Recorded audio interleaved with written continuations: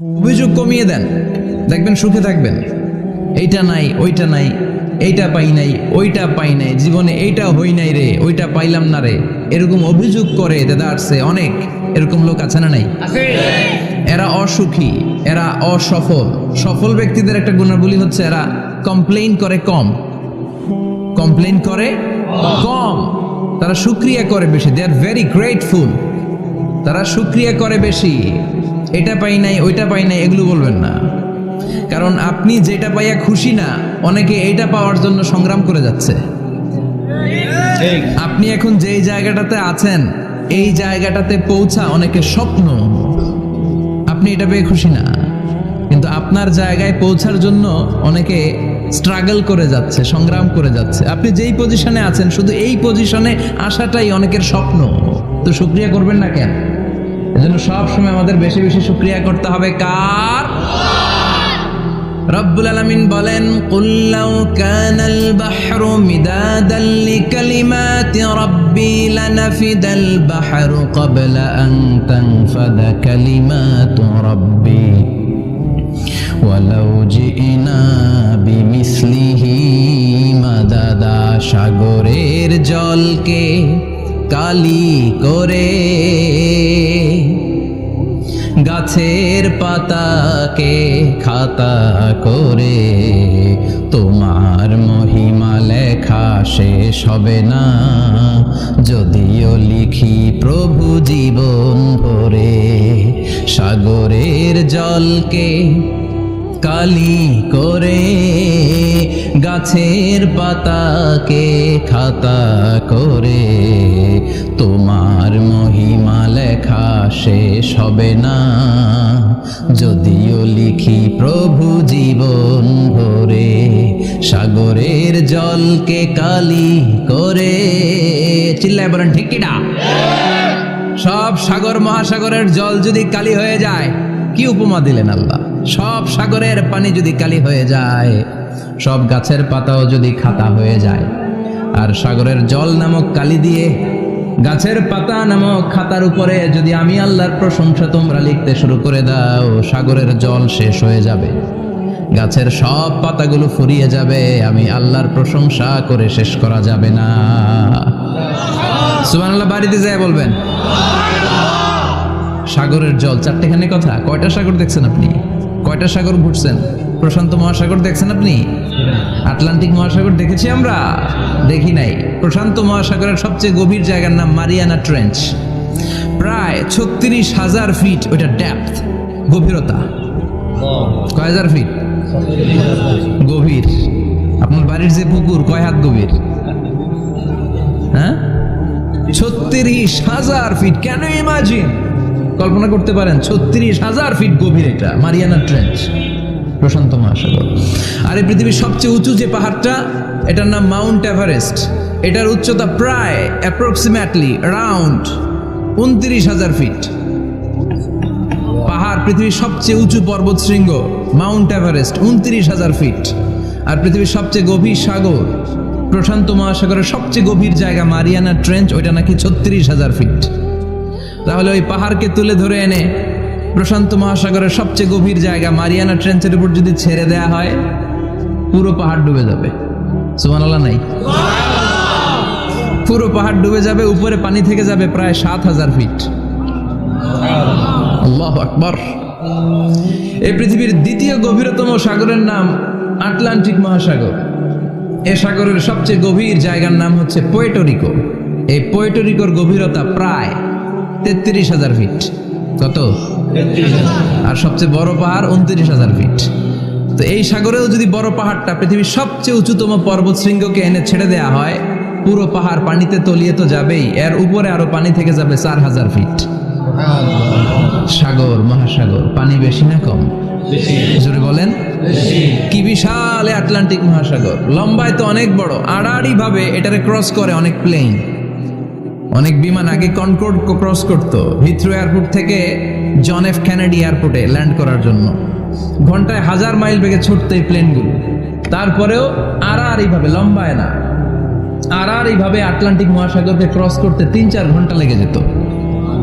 Plane যদি ঘন্টায় চলে 1000 মাইল বেগে, আটলান্টিক মহাসাগরের পাশ যেটা প্রশস্ত, এটা ক্রস করতে যদি 3 ঘন্টা লাগে, তাহলে পাশে কয় হাজার কিলোমিটার? 3000 কিলোমিটার। সুবহানাল্লাহ কইবেন না? এত বিশাল বিশাল সাগর। সাগর কি, মহাসাগর কি এই দুইটা, যে প্রশান্ত আর আটলান্টিক? না, ভারত মহাসাগর, উত্তর মহাসাগর, দক্ষিণ মহাসাগর, বঙ্গোপসাগর, কৃষ্ণ সাগর, ভূমধ্য সাগর, লোহিত সাগর, চায়না সাগর, শত শত সাগরে ভরপুর মহাবিশ্ব। এই সব সাগরের পানি যদি কালি হয়ে যায়, কি হয়ে যায়? আর পৃথিবীতে যত গাছ আছে সব গাছের পাতা যদি খাতা হয়ে যায়, গাছ কয়টা আছে কুমিল্লায়? হ্যাঁ, অভাব নাই। তো কুমিল্লাতেই যদি অভাব নাই, তাহলে আফ্রিকার জঙ্গলের কি অবস্থা?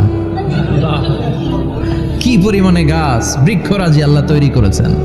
এই সব গাছের পাতা যদি এরকম খাতা হয়ে যায়, আর এই সাগরের জল নামক কালি দিয়ে যদি এই খাতায় আল্লাহর জিকির লিখতে শুরু করেন, প্রশংসা লিখতে শুরু করেন, গাছের পাতাও শেষ, সাগরের পানিও শেষ, শেষ হবে না আল্লাহর জিকির আর প্রশংসা করেন। আল্লাহু আকবার। এজন্য সব সময় প্রশংসা করতে হবে একজন সত্তার, তিনি কে?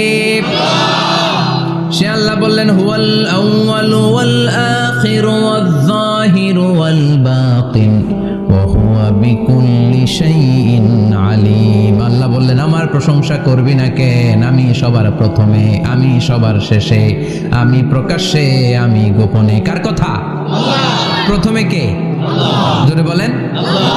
প্রথমে আল্লাহ আল্লাহ, শেষেও আল্লাহ আল্লাহ, আকাশে আল্লাহ আল্লাহ, জমিনে আল্লাহ আল্লাহ। পড়েন পড়েন। প্রথমে আল্লাহ আল্লাহ, শেষেও আল্লাহ আল্লাহ, আকাশে আল্লাহ আল্লাহ, জমিনে আল্লাহ আল্লাহ। আবার পড়েন। প্রথমে শেষেও,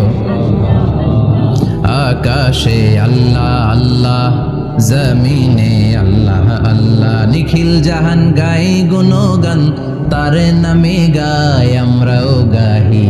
তাআলা হামদে বারি তাআলা, হামদে বারি তাআলা, হামদে বারি তাআলা। পড়েন আল্লাহু আকবার। তিনি প্রথম, তিনি শেষ, তিনি প্রকাশ্য, তিনি গোপন। এজন্য প্রশংসা চলবে একজনের। চিল্লায় বলেন কে? আল্লাহ তোমার প্রশংসার জন্য আমরণ আমরা করতে পারি, তৌফিক দাও। জোরে পড়েন আমিন।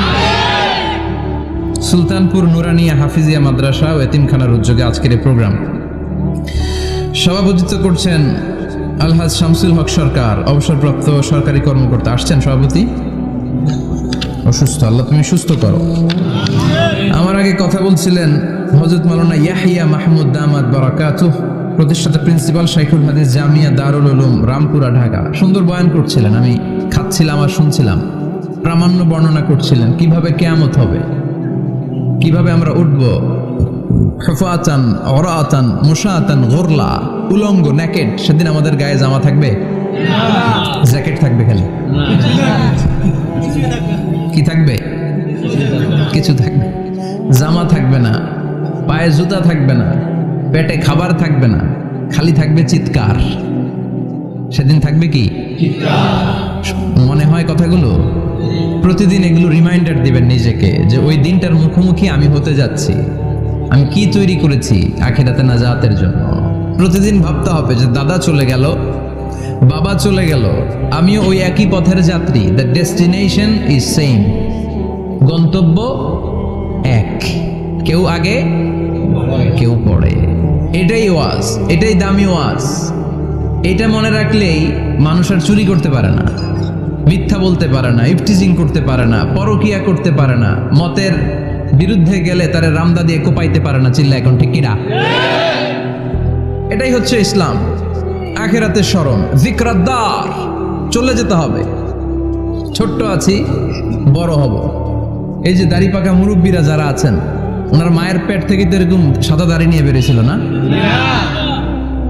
ছোট্ট বাচ্চা হয়ে এসেছিল, ওনারা ওয়া ওয়া করে কেঁদেছে। শৈশব, কৈশোর, যৌবন, প্রৌঢ়ত্ব, বার্ধক্য, বয়সের ভার, চুল আর দাড়ির শুভ্রতা।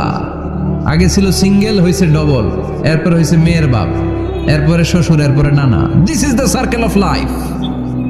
এটাই সার্কেল, রাউন্ড, এভাবে ঘুরে আবার চলে যেতে হবে।